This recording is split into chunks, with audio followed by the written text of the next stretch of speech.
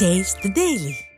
குரலார் Gopinathan sir, DMK கூட்டணி கட்சிகள்லாம் என்ன சொல்றாங்கன்னா, இங்க காங்கிரஸ் கட்சிக்குள்ள இருக்கிற சில பேரை ஏன் நீங்க நீக்காம வச்சிருக்கீங்க, ஏன் நீங்க நடவடிக்கை எடுக்காம வச்சிருக்கீங்க அப்படின்னு கேள்வி கேட்கிறாரு. உடனே எங்க கட்சிக்குள்ள 1000 இருக்கும், அதையே நீங்க சொல்றீங்க அப்படின்னு காங்கிரஸ் கட்சியினுடைய சிட்டிங் எம்பியை திருப்பி கேள்வி கேட்கிறாரு. இதை பார்க்கும் பொழுது முதல்ல என்ன தோணுது? அதாவது வள்ளுவ பெருந்தகை அழகாக சொல்வார், பிறர்க்கு இன்னா முற்பகல் செய்யின் தமக்கின்னா பிற்பகல் தாமே வரும் என்று. நீ இன்னொருத்தருக்கு செய்ய போகாது, அது உனக்கு தான் வரும். அதுதான் பட்டினத்தார் தன்வினை தன்னை சுடும் என்று சொல்கிறார். ஸோ இவங்க சில ஊடகங்கள் மூலமாகவும் பத்திரிகை மூலமாகவும் மற்ற கட்சிகளிலே கூட்டணிகள் உடைந்து விட்டது, சிதைந்து விட்டது, கட்சிகள் பிரிந்து விட்டது, பிளந்து விட்டது என்றெல்லாம் பொய் பிரச்சாரம் செய்து கொண்டிருந்தார்கள். இன்றைக்கு அவர்களுக்கு அது வந்திருக்கிறது, உண்மையிலே வந்திருக்கிறது. அதுதான் இந்த செய்தி காட்டுகிறது. நீங்கள் இன்றைக்கு காங்கிரஸ்காரர்களுக்கு, ஒரு சில காங்கிரஸ்காரருக்கு ரோஷம் வந்திருக்கிறது. அதனால தான் இவர்கள் கடுமையாக விமர்சிக்க ஆரம்பித்திருக்கிறாங்க. சார் ரோஷன் இவ்வளோ நாள் அப்படி தானே இருக்காங்க. நீங்கள் என்ன அதனால அவங்களுடைய விமர்சனையை நீங்கள் பார்த்தீங்கன்னா என்னை விட அவர்கள் கடுமையாக விமர்சிக்கிறார்கள். நீங்கள் அவங்க காங்கிரஸ்காரங்க வேலுச்சாமியினுடைய விமர்சனத்தை நீங்கள் கேட்கணும். அப்பொழுதுதான் உங்களுக்கு தெரியும் அவங்க திராவிட முன்னேற்ற கழகத்தை பற்றி எப்படியெல்லாம் பேசுகிறார் என்று. நீங்கள் இவரை கேட்கணும், நீங்கள் மாணிக் தாக்கூரை, இன்னைக்கு பிரவீன் சக்கரவர்த்தியை கேட்கணும், அமெரிக்க நாராயண கேட்கணும், ஜோதிமணியை கேட்கணும். ஸோ எல்லா காங்கிரஸுகளும் பெரும்பான்மையான காங்கிரஸ்காரர்கள் இன்றைக்கு திராவிட முன்னேற்ற கழகத்தை தூக்கி எறிய வேண்டும் என்கிற நிலைக்கு வந்திருக்கிறார்கள். அதற்கு 4 காரணங்கள் தான் என்ன பொறுத்த வரைக்கும். என்னென்ன சார்? 1, திமுக மூழ்கிற கப்பல், அதில் பயணிப்பது நமக்கு சாதகமானது கிடையாது என்பதை அவர்கள் உணர்ந்திருக்கிறார்கள். அதனால் திமுக மூழ்கிற கப்பல், அது வெற்றி பெறாது, இனியும் அவங்களோடு நாம் தொடர்ந்து பயணிக்க முடியாது என்பதை அவர்கள் கருத்தில் கொண்டிருக்கிறார்கள். 1. 2, பெரியண்ணன் மனப்பாவம். திமுக தங்களை ஏதோ வேண்டாத தொங்கு சதையாக, வேண்டாத சுமையாக சுமந்து கொண்டிருப்பது போல வேறு தோற்றத்தை காட்டி கொண்டிருக்கிறார்கள். எல்லா இடத்திலும் அவருடைய தலைவர்களும் அப்படிதான் விமர்சித்து கொண்டிருக்கிறார்கள். ஸோ நாங்கள் எல்லாம் வேண்டாதவர்கள், சும்மாகவே எங்களை வைத்துக்கொண்டு நாங்கள் சுமந்து கொண்டிருக்கிறோம் என்று போல் ஒரு மக்களிடையே ஒரு எண்ணத்தை உருவாக்குறாங்க. நாங்கள் இல்லாமல் திமுகவால் வெற்றி பெற முடியாது, திமுக தனித்து நின்றால் தோல்வியை பெறும் என்பதை அவர்களுக்கு உணர வைக்க வேண்டும் என்பதற்காக இன்றைக்கு அந்த தலைவர்களெல்லாம் பேச ஆரம்பித்திருக்கிறார்கள். 2. 3வது, நீங்கள் திமுக என்பதே ஒரு துரோகமான கட்சி, ஒரு துரோகத்தினுடைய வெளிப்பாடு தான் அவங்க திமுக என்பது. ஸோ எப்படி நீங்கள் 2014க்கு முன்பாக ஏறக்குறைய 4.5 வருடம் ஆட்சியை மத்திய ஆட்சியை அனுபவித்து விட்டு பிறகு கூடா நட்பு கேடாய் முடியும் என்று எங்களை தூக்கி விட்டு வெளியே வந்தாங்கல்ல. அப்போ திரும்பவும் கனிமொழிக்கு எம்பி சீட்டு வாங்கணும் அப்படின்னு திரும்பவும் எங்கள்கிட்ட காலில் வந்தாங்கல்ல. ஸோ அப்படிப்பட்ட ஒரு துரோகமான கட்சி, அந்த துரோகத்தை நம்ம திரும்ப இனியும் ஏற்றுக்கொள்ள முடியாது என்பது 3வது. 4வது, நாம் அவர்களுக்கு பங்கு கொடுக்கிற பொழுது அவர்களும் எங்களுக்கு பங்கு கொடுக்க வேண்டும். எதுல? ஆட்சியில். ஆட்சியிலையா? நான் கூட வேற எதுலயோ எதிர்பார்க்கறேன். எல்லாத்துலயும் தான் கேட்பாங்க, எல்லாத்துலயும் தான் கேட்பாங்க. ஆட்சின்னா அவங்கள பொறுத்த வரைக்கும் பங்கு தானே, எல்லாத்துலயுமே பங்கு தான். ஸோ அதில் பங்கு கேட்க ஆரம்பித்திருக்காங்க. ஸோ இவைகள் காரணங்களால இன்னைக்கு திராவிட முன்னேற்ற கழகத்தினுடைய கூட்டணி உடைந்து கொண்டிருக்கிறது. இதுல இன்னொன்னு என்னன்னு பார்த்தீங்கன்னா, ஒரு கட்சிக்குள்ளனா ஒரு ரெபெல்ஸ் இருக்கத்தானே செய்வாங்க. கட்சியை பற்றியே எதிர்த்து பேசுவாங்க, இல்லை இன்னும் கூட்டணியை பற்றி எதிர்த்து பேசதானே செய்வாங்க. அது கட்சியுடைய தலைமை தானே அதை கட்டுக்கோப்பா வச்சிருப்பாங்க. நீங்கள் கட்சியை நீங்கள் விமர்சனம் செய்யலாம், அவங்களுக்கு நடவடிக்கைகளை விமர்சனமே செய்யக்கூடாதுன்றீங்களா? நீங்கள் அவர் வேலுசாமி அதானே சொல்றாரு.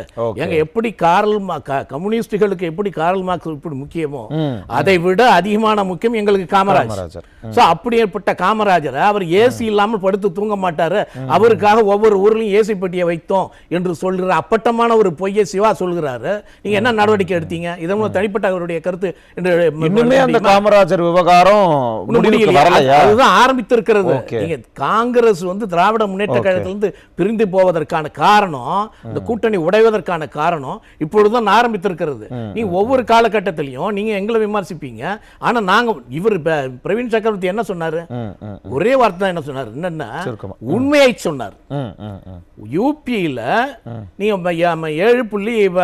7.44 கோடி தான், 9 லட்சம் கோடி கடன் வாங்கி இருக்கிறார்கள். அங்க இருக்கிற ஜனத்தொகை எவ்வளவு? ஏறக்குறைய 24 கோடி. ஸோ தமிழகத்துடைய ஜனத்தொகை எவ்வளவு 8 கோடி. ஆனா நீங்க வாங்கியிருக்கிற கடன் வந்து 9 கோடியை சொச்சம். ஆனா இப்படிப்பட்ட இதை வந்து யூபியை விட நீங்க அதிகமாக கடன் வாங்கியிருக்கிறீர்கள். இது உண்மை. யார் கொடுத்த தரவு? தமிழகம் கொடுத்த தரவு, மத்திய அரசு கொடுத்த தரவு. இந்த தரவை வைத்துக் கொண்டுதான் அவர் பேசுகிறார். அப்ப உண்மையை பேசினா பஞ்சாயத்து வருது திமுக கூட்டணியில. உண்மையை ஏற்றுக்கொள்ள மனநிலை இல்ல. அவங்க ஏன் இல்ல அப்படிங்கிற தொடர்பு இன்னும் விரிவாக பேசலாம். நான் வரேன். அவர் நோக்கி நான் இன்னொன்னு என்னன்னா, அவங்களுக்கு என்ன கோபம் என்று சொன்னா, நீங்க இந்த குரங்கு வந்து வேவு பார்ப்பது தனது குட்டியை விட்டு கையை விட்டு வேவு பார்க்குமா, அப்படியே நீ நேரடியாக எங்களை எதிர்க்காம நீ விட்டு ரவிக்குமார் பேச வைக்கிறது, துரை வைகோ பேச வைக்கிறது, அதன் பிறகு வீரமாண்டியனை பேச வைக்கிறது, சண்முகத்தை பத்தி பேச வைக்கிறது என்பதெல்லாம் எங்களை அவமானப்படுத்துவதற்காக, எங்களுக்கு மரியாதையில். ஆமா, அதுதான் காரணம். அதனாலதான் புரியுது.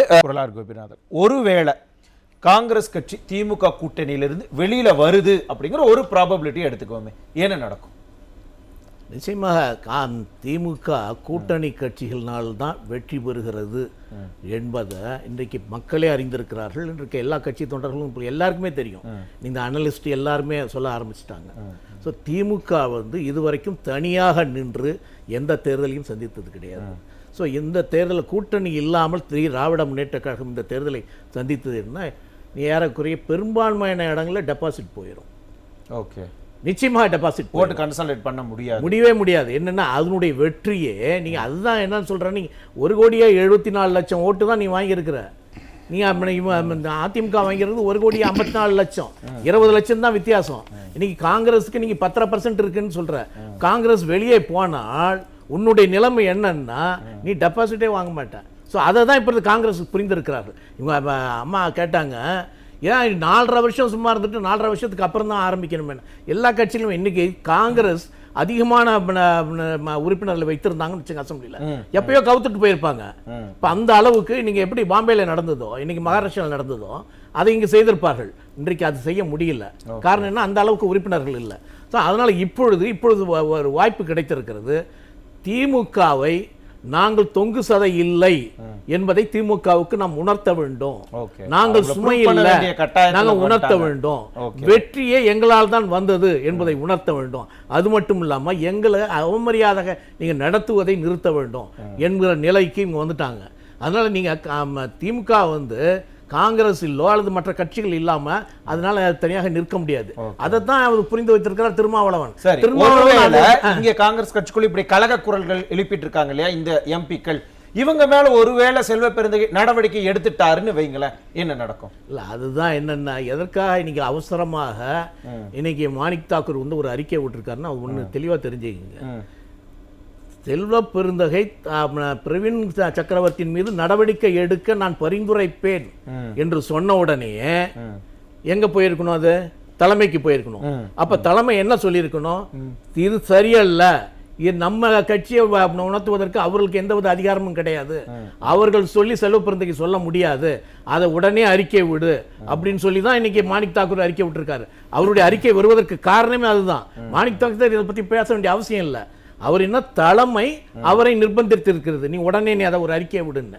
சோ அதற்காகத்தான் இந்த அறிக்கையை. அதன் பிறகு வாய் மூடிட்டார செல்வ பெருந்தகை, அதன் பிறகு அவரை ஏற்று பேசலையே. சோ அப்ப தலைமை எப்படி என்ன நினைக்கிறது என்று சொன்னா, இன்றைக்கு திமுகவை கழட்டி விடுவதற்கு தயாராகி விட்டார் தலைமையே. ஆமா, தலைமை டெல்லியே ராகுலே அந்த எண்ணத்துல தான் இருக்காரு. சோ அதற்காக ஒரு சில கண்டிஷன்ஸ்க்காக வெயிட் பண்றாங்க. சோ அவைகளை தெரிந்த பிறகு கொஞ்சம் சொன்னீங்கன்னா அது வெயிட் பண்றோம், ஏதோ சம்திங் இருக்கு நிச்சயமாக அது போயிடுச்சுன்னா இவர் காலி ஆயிடுவாங்க. சோ அதனால திமுகவிலிருந்து காங்கிரஸ் விலகுவதற்கு தயாராகி விட்டார்கள். சோ அதுதான் அந்த வேலுச்சாமி ஒருவேளை காங்கிரஸ் விலகுனாங்க அப்படின்னா மற்ற கூட்டணி கட்சிகளும் அவங்களோட சேர்ந்து வர்றதுக்கு வெளியில வர்றதுக்கு வாய்ப்பு இருக்கு. நிச்சயமாக இருக்கு, நிச்சயமா. அதுதான் அவங்க ஏற்கனவே விசிகா சொல்லிடுச்சு, எங்களுக்கு ஆட்சியில பங்கு இருக்கணும் அப்படின்னு. ஆட்சியில் பங்கு கேட்பது எங்களுடைய உரிமை என்று சொல்கிறார்கள். அதனால இரட்டை இலக்கத்தில் நாங்கள் சீட்டு கேட்போம் அப்படின்னு சொல்றாங்க. ஸோ மீண்டும் மீண்டும் என்னைக்கு ஒரு கட்சி மீண்டும் மீண்டும் இந்த கூட்டணி உடையல என்று சொன்னா அங்க உடைகிறது என்பதுதான் அதை உடைந்து கொண்டு இருக்கிறது என்பதுதான் பொருள். இன்னொரு முக்கியமான இதுல இன்னொரு கருத்து என்னன்னா, திமுக வந்து இப்போ இந்த கட்சிகள்லாம் விலகிட்டு இவங்க தனியாக நின்னாங்கன்னு வச்சுங்க, அவங்களுக்கு டெபாசிட் போயிடும். ஸோ அது நிச்சயமா போயிடும். அதனால இப்பொழுது போட்டியே இப்போ எல்லாம் மக்கள் என்ன பேச ஆரம்பித்தனால போட்டியே அனைத்து இந்திய அண்ணா திராவிட முன்னேற்ற கழகத்துக்கும் விஜய்க்கும் தாவா கேட்கறது தான். திமுக 3வது இடத்துக்கு போய்விட்டது என்கிற ஒரு நிலைமை வந்து விட்டது. நடக்குதுங்கிறத களத்துல நம்ம பொறுத்திருந்தே நம்ம பார்க்கலாம். திரும்ப வரேன்.